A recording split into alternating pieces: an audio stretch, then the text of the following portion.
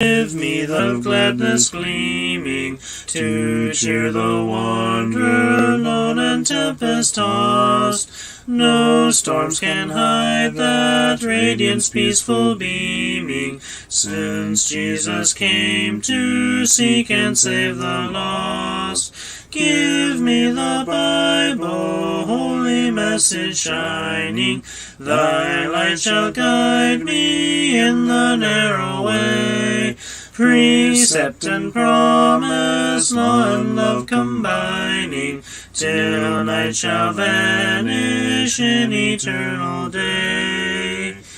Give me the Bible when my heart is broken, when sin and grief have filled my soul with fear. Give me the precious words by Jesus spoken. Hold up faith's lamp to show my Savior near. Give me the Bible, holy message shining, thy light shall guide me in the narrow way. Precept and promise, law and love combining, till night shall vanish in eternal day. Give me the Bible, all my steps enlighten, teach me the dangers of these realms below. That lamp of safety o'er the gloom shall brighten, that light alone the path of peace can show. Give me the Bible, holy message shining, thy light shall guide me in the narrow way. Precept and promise, law and love combining, till night shall vanish in eternal day. Give me the Bible, lamp of life immortal, hold up that splendor by the open grave. Show me the light from heaven's shining portals, show me the glory gilding Jordan's wave. Give me the Bible, holy message shining, thy light shall guide me in the narrow way. Precept and promise, law and love combining, till night shall vanish in eternal day.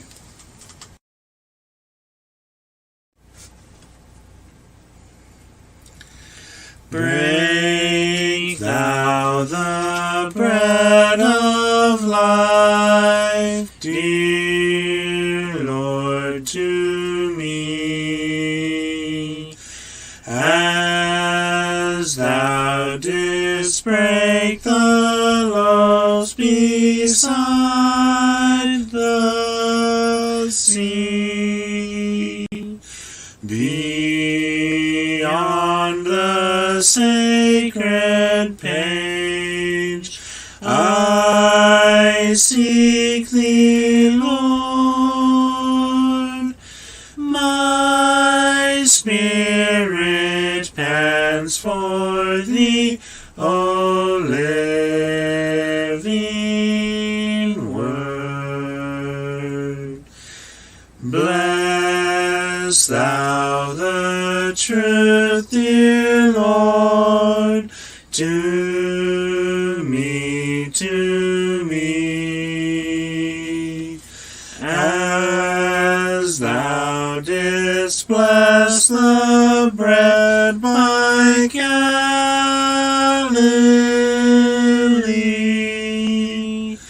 Then shall all bondage cease, all fetters fall, and I shall find my peace, my all in all.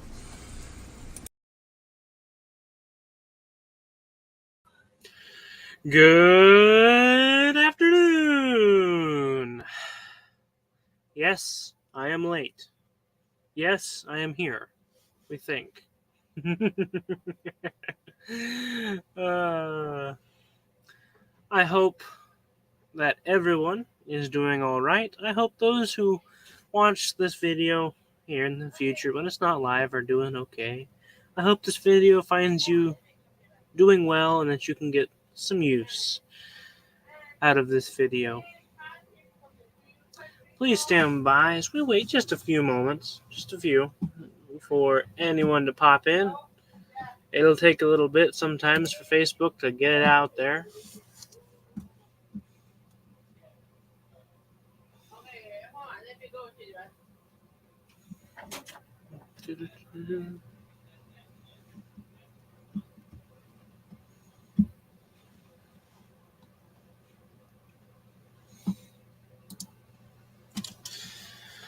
Oh.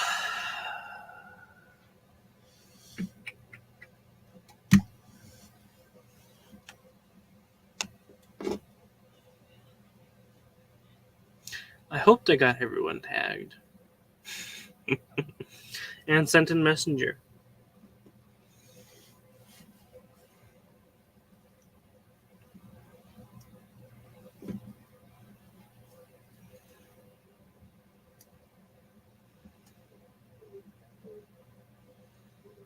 Did they tag CJ?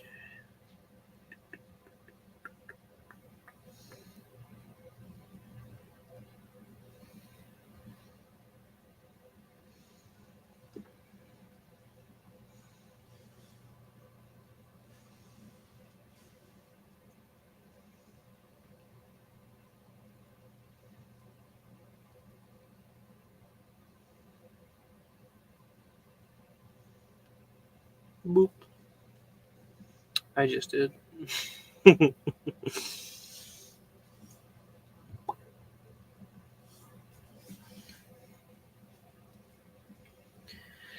Well, let's go ahead and get into it.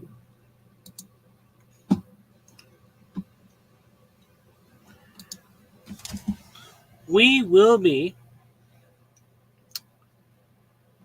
working through Proverbs 28, 26, or not 26.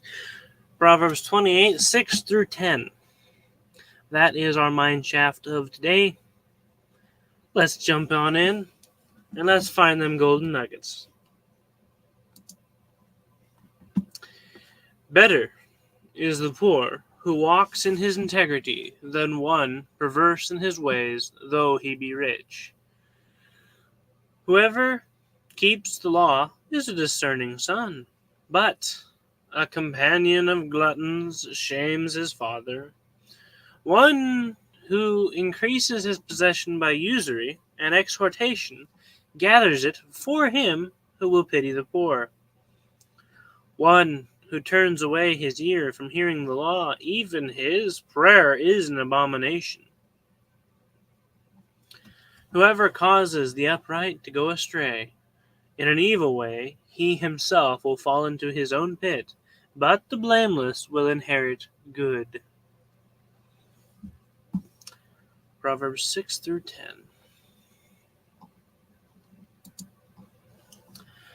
So, we pick up yet again, once again, with some of our wonderful comparisons. As we have noted before, and quite often, actually, probably, if you were to look at it, Solomon really likes to do these comparisons. And the mental pictures that they can sometimes give can be rather humorous.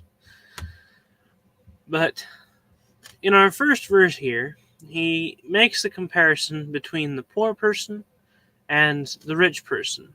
But they have two very, very interesting qualities.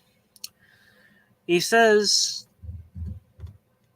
and this is his conclusion about the people, better is the poor who walks in his integrity. So we have a poor person, but he has integrity. He has integrity. And because I'm curious, I want to see what that word means. The KJV uses uprightness, which is integrity, completeness, fullness, innocence, simplicity. That's by Brown Driver.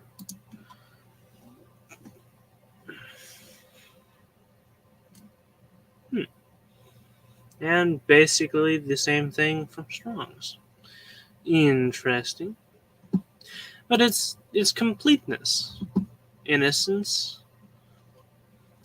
etc., so forth. So this is a poor person who has completeness. He is innocent. He is strong. Better is he than a perverse person, or than one who is perverse in his ways, though he be rich.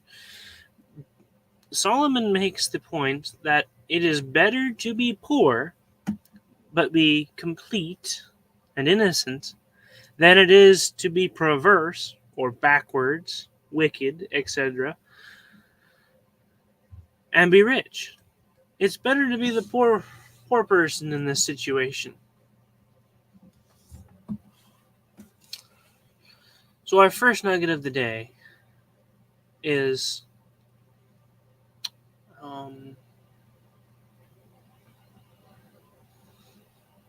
walk in integrity.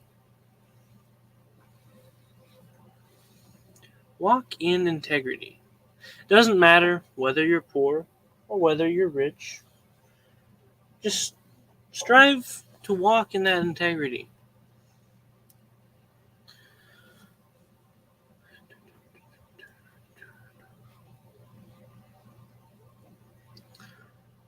Moving on down. He says, one who increases his possessions by usury and exhortation gathers it for him who will pity the poor. This is a person who uses usury, which I think our modern equivalent of usury would be interest, is what we would think of it as. Let's look at that.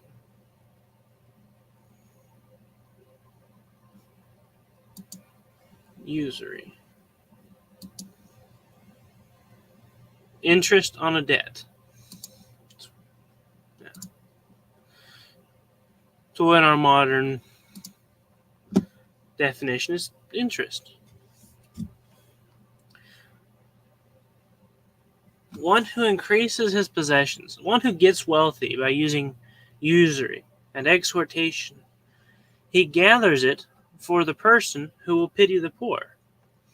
Eventually, this money will end up in hands that give it to the poor people. He may be the guy that increases or gathers the possessions, the money, the wealth.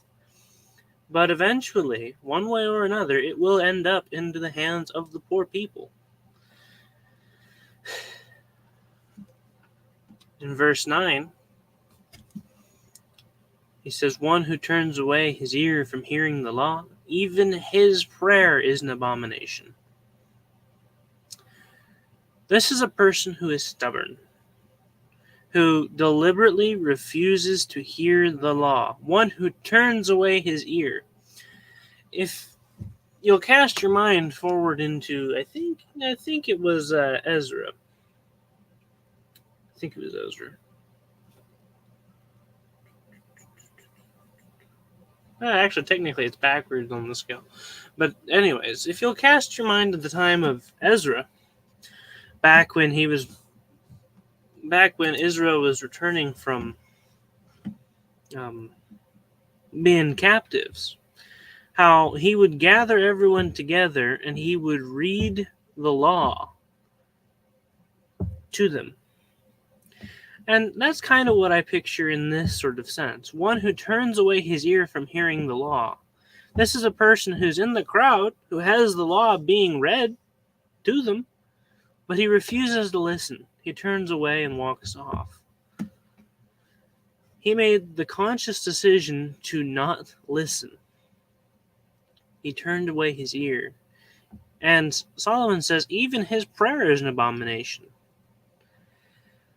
We need to make sure that when we are following God's law, that we don't make these type of decisions to turn away, because that means even our prayer is a stench in the sight of God, and we don't want that. Prayer is a very valuable thing. One who turns away, one who refuses to listen, even his prayer is an abomination. Our second nugget comes from this verse.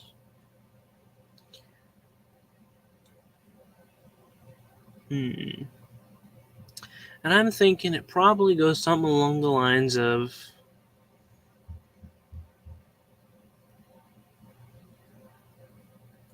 be careful to hear the law. Nugget number 2, be careful to hear the law. You want to put forth this effort into hearing it, to listening to it, so that you know what is required. What are the rules and regulations? Put forth diligent care. Make sure. Be careful to hear the law, because the consequences of not hearing it aren't very nice. And we find ourselves in our last verse for our last nugget of the day. Whoever causes the upright to go astray in an evil way. So we have a trickster who ends up tricking someone who is upright, someone who is righteous, someone who is good. Ends up tricking this person into going astray, not just going astray, but in an evil way. This is just not a good scenario. And well, we may be thinking, well, poor guy who went astray, and that was, we might be thinking, we hope that the guy who tricked him really gets what's coming to him. And Solomon assures us it's going to happen. He picks up in the next phrase. He says, he himself will fall into his own pit. Reminds me of the verse elsewhere. He who digs a pit will fall into it. It's kind of the same idea right here. This person who tricked, hey, Skylar! Good to see you. Hey. It kind of goes along that same idea with the whole he who digs a pit will fall into it. It says he himself will fall into his own pit. He's gonna get what's coming to him, is another way of saying it. In that very same way that he tricked this good person, this uprighteous person, into going astray, the very same evil way that he did it, he's going to fall into that pit.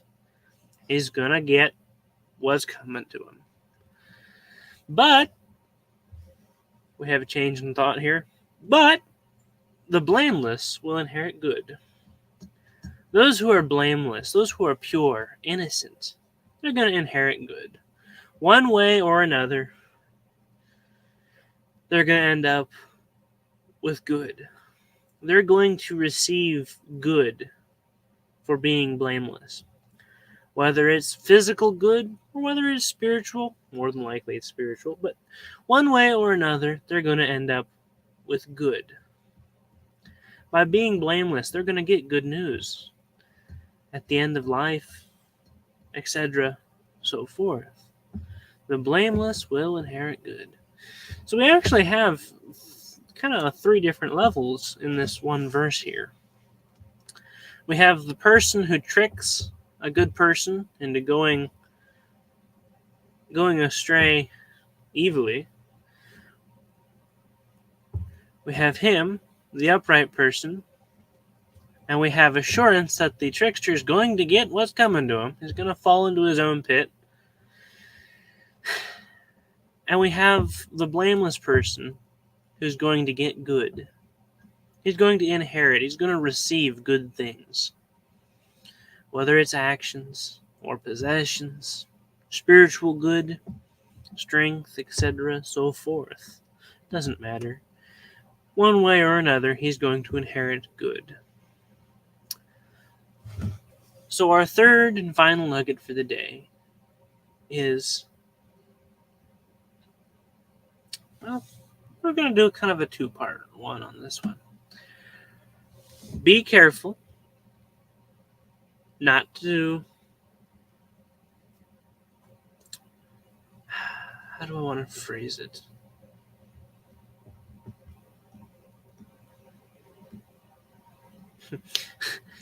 Don't fall into pits. Instead, be blameless. That's how we're going to do it. Nugget number 3, don't fall into pits. Instead, be blameless. Pretty simple, pretty straightforward. Don't dig those pits. Don't fall into them. Instead, be blameless.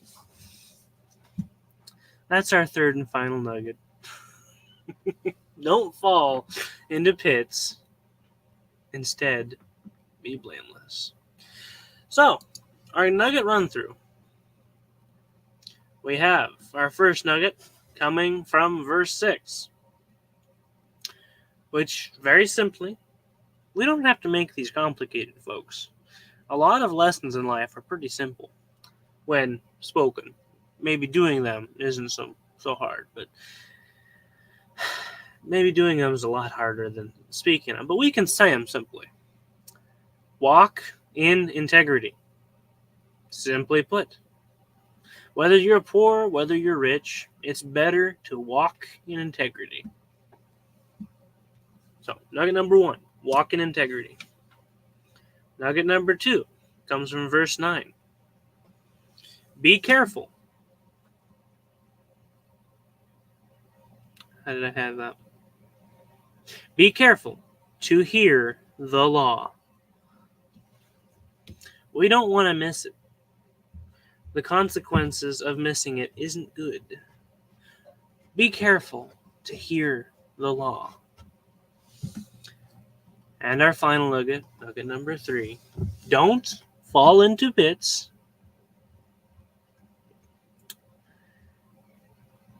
Instead, be blameless. Hey, Sean. Good to see you.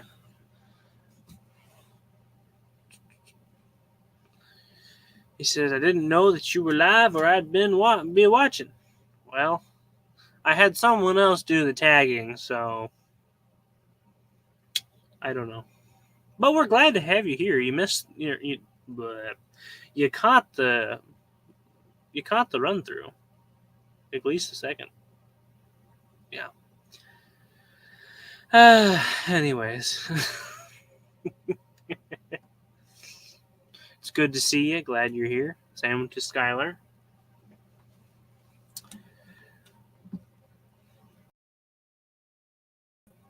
Let's just click the wrong button while we're at it. But there we have it, folks. That's our nuggets for the day.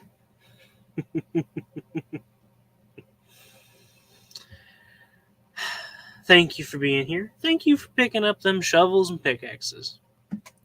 I know I was late a lot. But we made it, and that's the important part. We even got to do a little bit of mining while we were here.